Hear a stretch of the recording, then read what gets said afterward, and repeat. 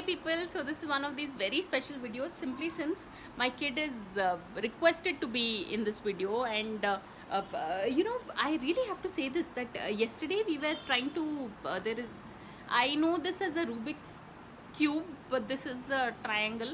So It's a pyramid. it's a pyramid, Rubik's pyramid. So there is this what is the channel called, Ayush? Kapil Bhatt's pyramid, no? Imagine there's a whole channel dedicated to how to solve this particular thing. It came as such a surprise to me. So seriously, people, they say, this improves one's logical abilities. So if anyone with kids out there should get a thing like this, because this is far simpler than a Rubik's cube. So on that note, thanks for watching and please subscribe. There's also a sphere and Yes. also a sphere and Yeah, There's there are just many not a shapes. sphere. So There's thanks just for watching more. and please subscribe.